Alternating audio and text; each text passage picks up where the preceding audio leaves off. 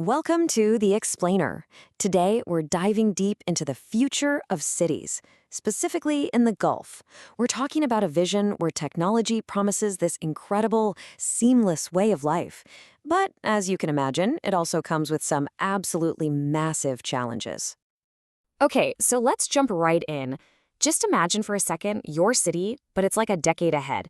Your commute, it's optimized for you in real time. Public services, just a tap away on your phone. Now, this isn't some sci-fi movie plot. It's the reality that's actually being built right now by the Gulf Cooperation Council, the GCC. And the ambition here is on a massive scale. Just think about Saudi Arabia's NEOM project. They are literally building a city from the ground up, all centered around technology and sustainability. So you gotta understand, this goes way beyond just a few smart traffic lights. We're talking about a fundamental rethinking of how we live and work in our cities. So what does this connected future actually look like? And maybe more importantly, what's the foundation it's all being built on? Well, at its core, a smart city runs on data. It's kind of like a city with a central nervous system. You've got sensors everywhere, and I mean everywhere, collecting info on everything from traffic flow to energy use. All that data gets crunched to make services better, right? Rerouting traffic to avoid a jam, adjusting the power grid on the fly. But, and this is a big but, all of this interconnectedness comes with a pretty significant hidden cost. Right, and this is where things get really interesting. Because it turns out a city's greatest strength, all that digital connection, is also its greatest weakness. The very network that makes these cities so efficient is what makes them so incredibly vulnerable.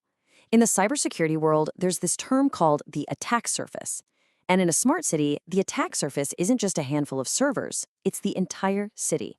Every single connected device, from a traffic camera to a smart water meter, becomes a potential doorway for hackers to exploit. And you can see just how quickly things can go wrong. It's like a domino effect. Let's say a single cyber attack targets something as essential as the water utility system. Well, that's connected to the desalination plants, so boom, they're forced to shut down. All of a sudden, you've got citywide water shortages happening within hours. And from there, you're looking at a serious threat to public trust and national stability.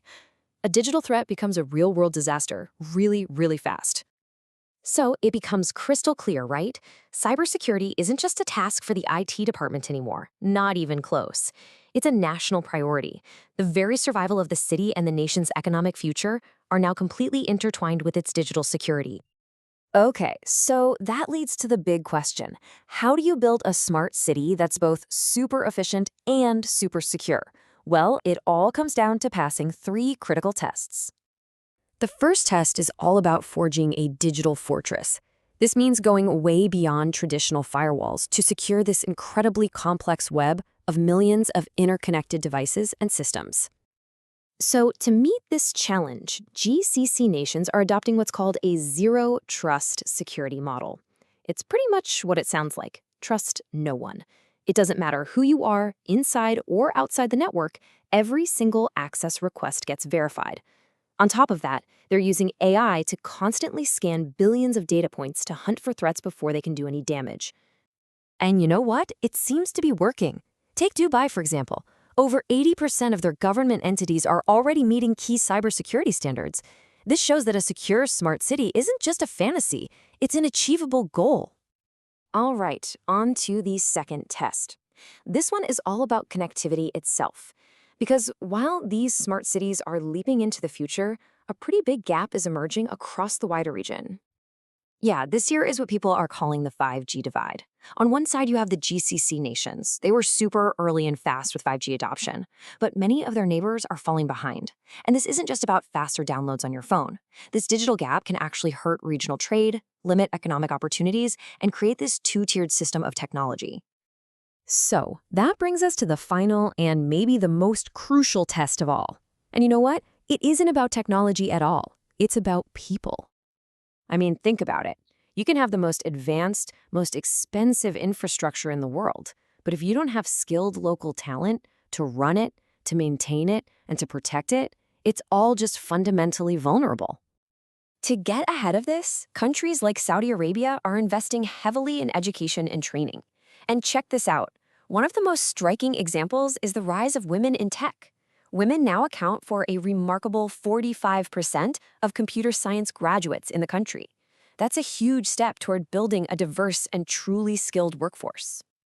So you see, big initiatives like Saudi Vision 2030 are absolutely crucial. They're all about developing that local, homegrown talent to make sure these incredible smart cities are actually sustainable for the long haul. So, after all that, what does this all mean? What does it take to be a real smart city? When you lay it all out like this, the path forward becomes pretty clear.